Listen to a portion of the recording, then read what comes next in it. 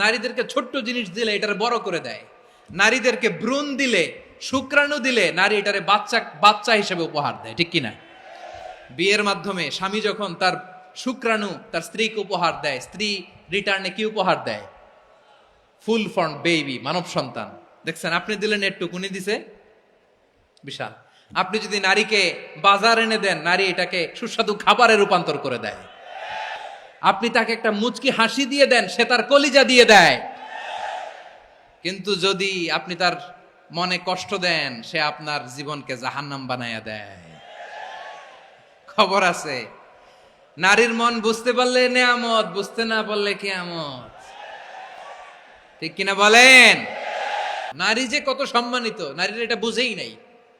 বিশ্বনবী বলেন, আর দুনিয়া কুল্লুহা মাতা ওয়া খায়রু মাতা'আদ দুনিয়া আল মারআতুস সালিহা। আমার বোনেরা, 5টা প্যান্ডেলে আপনারা এলইডিতে আমার আলোচনা শুনছেন, আমি জানি। আপনাদের এই গর্ভ যে কত দামি আপনি জানেন না। আপনার পেট থেকেই আসবে আগামী দিনের সালাহুদ্দিন আল আইয়ুবী। আপনার পেট থেকেই আসবে অনাগত দিনের ইমাম মাহদী আল মুনতাদর। আপনার পেট থেকেই আসবে অনাগত দিনের ফয়সাল, ওয়াসিম, মুগ্ধ, আবু সাইদের মতো বীর যোদ্ধা।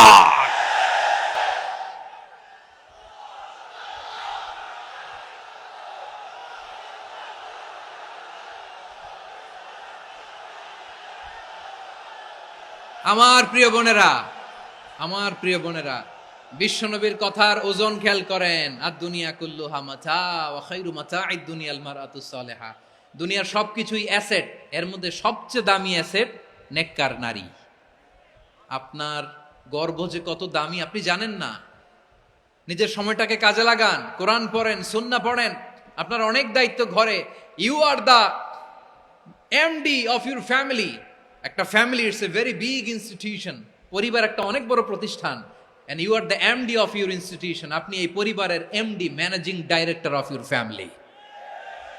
এখানে আপনার কত দায়িত্ব। আপনি ছেলে মেয়েদেরকে তারবিয়া করবেন। আপনি আপনার স্বামীর জন্য ঘরটার জান্নাতের নীর বানাবেন। আপনার জন্য জান্নাতের ডুপ্লেক্স বাড়ি ওইখানে তৈরি করে রাখবে কে? আপনি যে কত দামি আপনি জানেন না। নারীদেরকে আল্লাহ বানিয়েছেন উচ্চতর করে, নিম্নতর নয়। আমার প্রিয় বোনেরা, আপনি যে কত দামি আপনি জানেন না।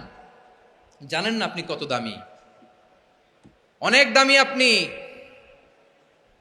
আপনাদেরকে যেন ভোগের সস্তা পণ্য বানাতে না পারে, আপনাদেরকে সচেতন থাকতে হবে, সজাগ থাকতে হবে, কনসার্ন থাকতে হবে। শয়তানের ওই হাতছানির দিকে আর নজর দেওয়া যাবে না। তাহলে কেন আল্লাহ তাআলা এই ফাহশা, অশ্লীলতাকে হারাম করলেন? 1 নাম্বার, এতে হিউম্যান ডিগনিটি কমে। 2 নাম্বার, এতে মানুষের অধিকার নষ্ট হয়। আপনি বিয়ে করেছেন, এরে পরকিয়া করেন, ওর সাথে এরকম আছে না নাই? স্ত্রীর অধিকার নষ্ট করেছেন। আপনি বিবাহ সম্পর্কে আবদ্ধ হয়েছেন তার সাথে, আপনি পরকিয়া করেন ওই ছেলের সাথে, আপনি আপনার হাজবেন্ডের সাথে বিট্রে করেছেন। এজন্য আল্লাহ অশ্লীলতাকে হারাম করেছেন।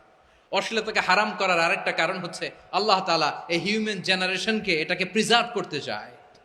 হিফজুন নাসল, এটা মাকাসিদুশ শরিয়ার অনেক গুরুত্বপূর্ণ একটা মাকাসিদ, অনেক গুরুত্বপূর্ণ। আপনার নাসল, আপনার জেনারেশনকে সংরক্ষণ করা। এই যে আসতেছে ফেব্রুয়ারি, কত ফেব্রুয়ারি জানো?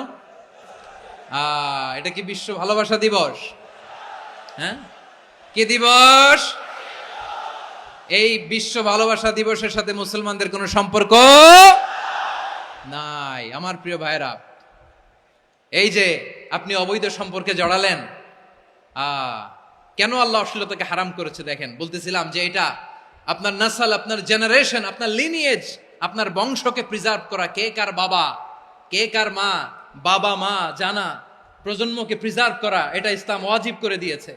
এই যে অবৈধ সম্পর্কের কারণে, বিশ্ব বেহায়া দিবসের কারণে, এগুলোর আউটকাম, আউটপুট হিসেবে মাঝে মাঝেই ঢাকা মেডিকেলের ডাস্টবিনে নবজাতকের বাচ্চার কান্নার আওয়াজ শুনতে পাওয়া যায়। চট্টগ্রাম মেডিকেলের ডাস্টবিনে নবজাতকের কান্না শুনতে পাওয়া যায়। বীর চট্টলার মুসলমানেরা বুঝতে পারলে আওয়াজ করে বলেন, এই যে চট্টগ্রাম মেডিকেলে যে নবজাতকটা পাওয়া গেল, ওর বাবাকে আমাকে বলেন, ওর বাবাকে, ওর মাকে, ও কোন ফ্যামিলির সন্তান কেউ জানে? আপনি হিউম্যান ডিগনিটিকে অপমান করেছেন না?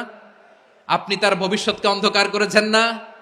আপনি তার লিনিয়েজকে প্রশ্নবিদ্ধ করে দিয়েছেন না? এই জন্য আল্লাহ তাআলা অশ্লীলতাকে আমাদের জন্য হারাম করে দিয়েছেন। পড়েন সুবহানাল্লাহ।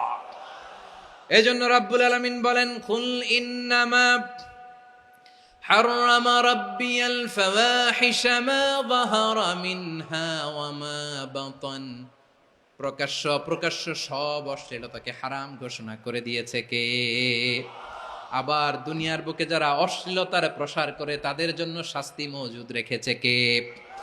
রাব্বুল আলামিন বলেন, ইন্নাল্লাযীনা ইউহিব্বুনা আন তাশিআল ফাহিশাতু ফিল্লাযীনা আমানু লাহুম আযাবুন আলীমুন ফিদ দুনিয়া ওয়াল আখিরাতি ওয়াল্লাহু ইয়ালামু ওয়া আনতুম লা তা'লামুন।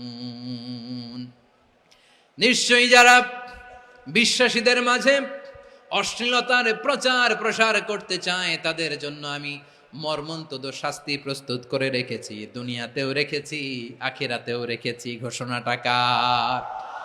যারা এই নাটকের নামে, সিনেমার নামে, রূপালী জগতের নামে, মুভির নামে, ওটিটি প্ল্যাটফর্মের নামে আমার সমাজে অশ্লীলতা ছড়াতে চায় তাদের জন্য কঠিন মর্মন্তুদ শাস্তি মজুদ রেখে দিয়েছে কে? ও আমার বোনেরা, এখনো আপনি জাগবেন না? এখনো আপনার চিন্তার দুয়ারে এখনো নাড়া পড়ে নাই? ওরা আপনাকে উলঙ্গ বানাতে চায়, ওরা আপনাকে আইটেম গার্ল বানাতে চায়। এজন্য ইসলাম অশ্লীলতাকে হারাম করেছে। হারাম। ইসলাম বলেছে যোজন যোজন দূরে থাকো, ওরা বলে না কাছে আসো, কাছে আসার গল্প, ক্লোজ আপ ওয়ান, কাছে আসার গল্প আছে না নাই? চট্টগ্রামে তো এগুলো নাই মাশাআল্লাহ। হ্যাঁ, এখানেও আছে ক্লোজ আপ ওয়ান, কাছে আসার গল্প। আল্লাহ বলেন ওয়ালা তাকরাবুজ জিনা, কাছেও এসো না, জিনা থেকে যোজন যোজন কিলো দূরে থাকো, ওরা বলে কাছে আসার গল্প। আমার বীর চট্টলার ভাইয়েরা, কাছে আসতে হলে আমরা কোরআনের কাছে আসব, কাছে আসতে হলে নবীর কাছে আসব, কাছে আসার গল্প হবে আমার রবের কাছে আসার গল্প। চিল্লায় বলো ঠিক কিনা?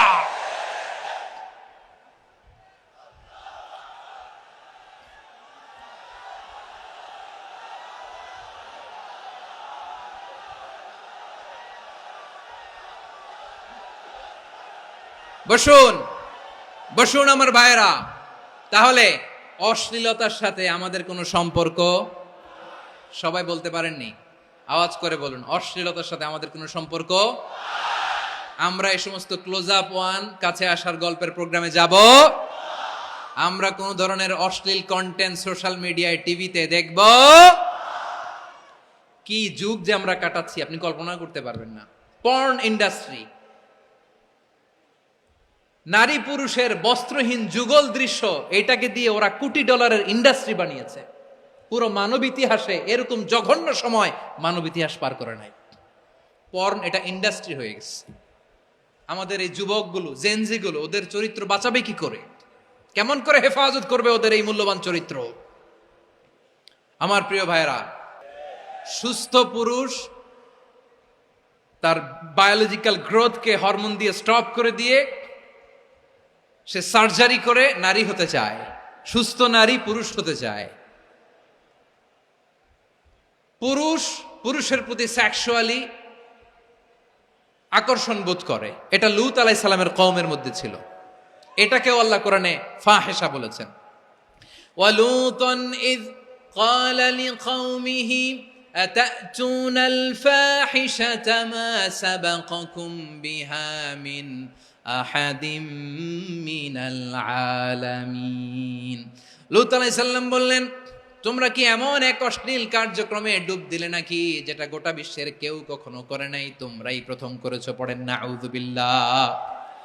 এই পশ্চিমের এই রোগ আমার দেশে যেন আসতে না পারে, আমাদের সজাগ থাকতে হবে। প্রিয় ভাইরা, চিল্লায় বলেন ঠিক কিনা? পশ্চিমের অবস্থা ভয়ঙ্কর। পাশ্চাত্যে আমি যুক্তরাষ্ট্রে ছিলাম অনেকদিন, কয়েক মাস, বিভিন্ন স্টেটে ঘুরেছি। গার্ডিয়ানরা উদ্বিগ্ন। ছেলে মেয়েদেরকে, ছোট্ট ছেলে মেয়ে, ওদেরকে জিজ্ঞেস করে, তুমি how do you feel right now inside yourself? তুমি ভিতরে ভিতরে কেমন ফিল করো? তোমার কি ছেলে ছেলে লাগে না মেয়ে মেয়ে লাগে? আচ্ছা বলেন, এই ছোট্ট বাচ্চাটাও কি এগুলো জেন্ডার অ্যাসাইনমেন্ট বলতে এগুলো কিছু বুঝে? এইভাবে মিসগাইড করা হচ্ছে। কৌতূহল বশত ছোট্ট ছেলে যদি বলে আমার তো মেয়ে মেয়ে লাগে, তখন বলে যে না তুমি মেয়ে, ছেলে না। মা বাবা বাধা দিলে ওকে আলাদা গভর্নমেন্ট হাউসে নিয়ে যায়। ভয়ঙ্করতম অবস্থা। আমরা একটা সময়ে শুনতাম যে হুজুর আমার ছেলেটা খুব ভালো, হাফেজে কোরআন, আল্লাহওয়ালা। হুজুর আমার ছেলে দাড়ি রাখছে, আল্লাহওয়ালা। হুজুর আমার ছেলে 5 ওয়াক্ত সালাত জামাতের সাথে পড়ে, তার মানে আল্লাহওয়ালা। পশ্চিমে যে আমি কি শুনছি জানেন? ওরা বলে হুজুর আমার ছেলেটা ইউনিভার্সিটির একটা মেয়ের সাথে প্রেম করে, ও খুব আল্লাহওয়ালা, হুজুর দোয়া করবেন। এর কারণ ওদের কাছে আল্লাহওয়ালার ক্রাইটেরিয়া হচ্ছে হুজুর আমার ছেলেটা আরেক ছেলের পছন্দ করে নাই, আমার মেয়েটা আরেক মেয়েকে ভালোবাসে নাই, এজন্য আমার ছেলেটা আল্লাহওয়ালা, হুজুর ওর জন্য একটু দোয়া করে দিয়েন। কি চ্যালেঞ্জ ওরা ফেস করতেছে। ওনার ছেলে যে আরেক ছেলেরে বিয়ে করবে না, এটাতেই উনি খুশি যে আলহামদুলিল্লাহ আমার ছেলেটা একটা মেয়েরে ভালোবাসে, আমার মেয়েটা একটা ছেলেরে ভালোবাসে, মানে এটা খুব আল্লাহওয়ালা। নাউজুবিল্লাহ পড়তে পারলেন না? এজন্য অশ্লীলতার সাথে আমাদের কোনো সম্পর্ক